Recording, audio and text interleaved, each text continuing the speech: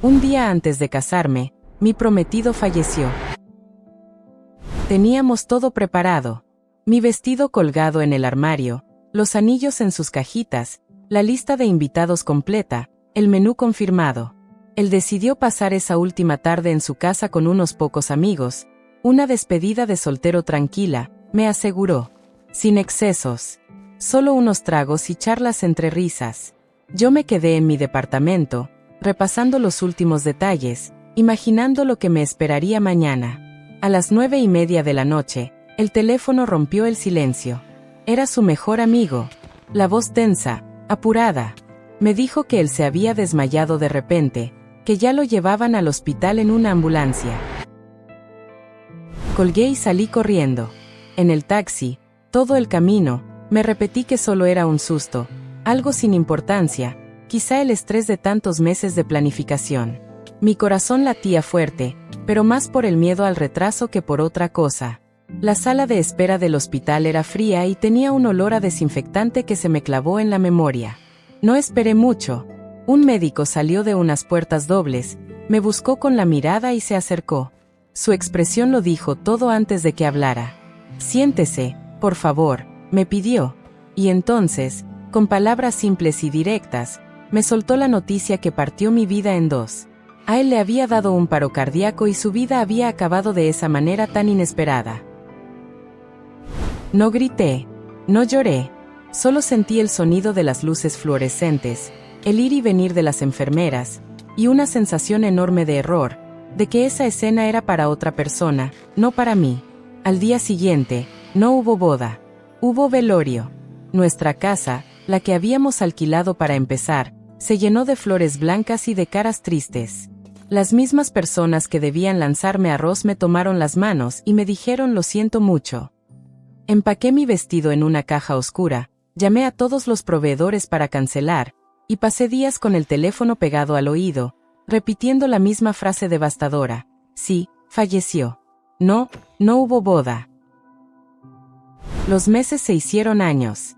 La pena y el dolor se volvieron mis compañeros más cercanos, una sombra. Nunca busqué a nadie más. No fue algo que decidiera, simplemente, cada vez que alguien mostraba interés, mi corazón, en lugar de abrirse, se encogía. Era como si la parte de mí que sabía amar, que sabía ilusionarse, se hubiera quedado congelada en aquel hospital. Seguí adelante, pero sola. Construí una vida con otras cosas. Mi trabajo, mi familia, mis rutinas. Aprendí a valerme por mí misma, a no necesitar a nadie. Han pasado 20 años desde aquel día. He llenado mi vida de cosas, pero nunca he vuelto a sentir ese latido compartido, esa promesa de futuro. Él fue mi último para siempre. Todo lo que vino después, lo he vivido como un vacío eterno. Y aunque ya no duele como al principio, a veces, en las tardes tranquilas, me pregunto cómo sería haber cruzado esa puerta del altar, cómo sonaría su risa hoy, y si alguna vez esa parte de mí que se quedó esperando. Quizá por eso, cuando vi aquel sobre amarillento con su letra al fondo del viejo baúl, sentí que el tiempo se detenía. No lo había abierto en 2 décadas. Mis dedos temblaron un poco al deslizarse bajo el sobre. Al sacar las pocas hojas que contenía, una fotografía se deslizó y cayó al suelo. Era de nosotros, sonriendo, el día que elegimos el lugar para la boda. Y debajo, escrita a lápiz en el reverso, una frase que no recordaba. Pase lo que pase, siempre encontraremos el camino de vuelta el uno al otro. Alcé la foto y la sostuve contra la luz de la ventana. La inscripción, borrosa por el tiempo, parecía latir en mis manos. 20 años era mucho tiempo para una promesa hecha de lápiz y papel, pero en ese instante, el peso de las décadas desapareció. No era solo nostalgia. Era una pregunta que nunca me había atrevido a formular. ¿Había dejado algo más sin abrir? ¿Sin leer? Con un cuidado que no usaba desde hacía años, desplegué las hojas que acompañaban la foto. Eran bocetos, dibujados por su mano torpe pero entusiasta, de la casa que queríamos construir. Había un plano simple de una terraza mirando al este, para el desayuno, anotado al margen. En otra hoja, una lista de lugares. Una cascada en las montañas, un pequeño pueblo costero pintado de blanco y azul. Lugares para visitar juntos el primer año, decía el título. Nunca habíamos hablado de esa lista. La planificación de la boda nos había consumido. Ver esos sueños concretos, tan vívidos y abandonados, me produjo un dolor distinto, no agudo, sino profundo. No era solo la persona lo que perdí, era el futuro entero que habíamos planeado en secreto. El último papel no era un dibujo, sino una carta breve, con la fecha de la mañana del día que murió. Mi amor, si estás leyendo esto, es que estoy haciendo tan mal trabajo escondiendo lo que lo encontraste antes de tiempo. ¿O qué? Bueno, mejor no pienso en la otra opción. Estos papeles son mi regalo de bodas real para ti. La casa, los viajes, son solo el mapa. Mi verdadera promesa es que, pase lo que pase, llenaré cada uno de estos lugares y cada esquina de esa casa contigo. No importa que tan lejos vayamos, siempre seremos el hogar del otro. Te amo, hoy y en todos los días que vendrán. Tuyo, siempre. Las lágrimas empezaron a salir de mis ojos y la letra se destruyó ante mis ojos. Pase lo que pase.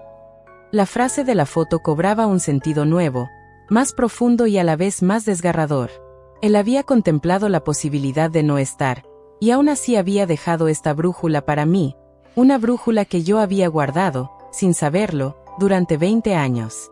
Miré a mi alrededor, a mi salón ordenado y silencioso, a la vida que construí con tanto esfuerzo y tanto miedo.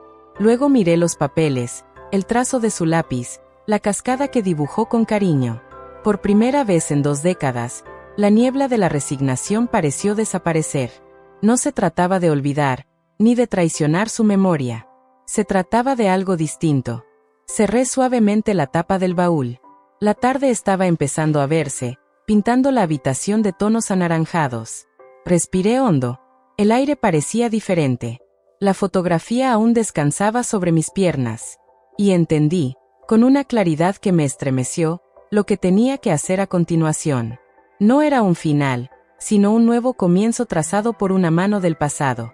La pregunta ya no era si podría amar así de nuevo, sino si tendría el valor de seguir el mapa que me había dejado, de honrar esa promesa de una manera que nunca imaginé.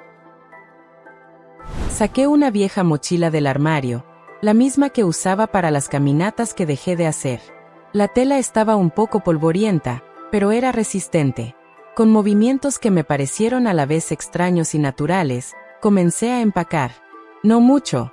Ropa cómoda, un par de cuadernos vacíos, la fotografía y los papeles doblados con cuidado dentro de una carpeta de plástico. La primera parada en su lista era la cascada en las montañas. Un lugar que, tras una rápida búsqueda en el teléfono, seguía existiendo, a unas horas de viaje.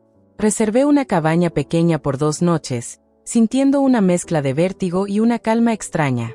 No le dije a nadie a dónde iba. Para mi familia y amigos, mi viaje repentino sería solo un descanso necesario. Solo yo sabía que era algo mucho más profundo, una cita pendiente con una promesa del pasado. El camino hacia la montaña me hizo pensar en todos los viajes que había evitado por miedo a los recuerdos, por miedo a sentir su ausencia en lugares nuevos. Ahora, sin embargo, sentía que no iba sola. Llevaba sus sueños conmigo, literalmente, en el asiento del copiloto. La cabaña era de madera, sencilla, con una ventana grande que dejaba ver los hermosos pinos. Al llegar, la tranquilidad fue absoluta, solo rota por el canto de los pájaros. Dejé mi bolsa y, sin pensarlo 2 veces, seguí el sendero que según las indicaciones, llevaba a la cascada. El sonido llegó antes que la pudiera ver, un rugido impresionante y constante que crecía con cada paso. El aire se volvió fresco y húmedo. Y entonces, al pasar entre las rocas, la vi. Era más alta de lo que había imaginado, un lugar de agua espumosa que se caía sobre una pared de piedra negra, rodeada de un musgo verde brillante. Tal como él la había dibujado, con menos destreza pero con la esencia perfectamente capturada. Me senté en una roca plana, mirando el agua caer. No lloré. En cambio, una sensación que no tenía hace mucho, casi abrumadora, llenó mi pecho. Era como si, al estar aquí, estuviera cumpliendo una pequeña parte del pacto. Como si, por fin, hubiera empezado a responder la carta que nunca contesté. Saqué la fotografía y la puse sobre la roca, a mi lado. Estamos aquí, pensé. No como fantasmas, sino como una verdad que se hacía presente. Había traído su sueño a la vida. Y en ese acto, algo que había estado apretado dentro de mí durante 20 años, comenzó a aflojarse. De vuelta en la cabaña, al anochecer, encendí la chimenea y abrí uno de los cuadernos nuevos. Al principio, la página en blanco me intimidó. ¿Qué podía escribirle después de tanto silencio? Al final, tomé el lápiz y, con una letra que no era de la joven novia ni la de la mujer resignada, comencé a escribir. Hoy estuve en la cascada. Tenías razón, el sonido llena todo el espacio, pero de una forma que da paz. No sé qué hubieras dicho al verla, pero me gusta pensar que te habría gustado este silencio compartido. Mañana iré al pueblo costero, el segundo lugar de la lista. Es como seguir las pistas de un tesoro que dejaste, un tesoro que soy yo misma, perdida. Al escribir esas palabras, sentí que el viaje ya no era solo hacia los lugares que él había soñado, sino hacia la persona que yo era cuando lo soñamos.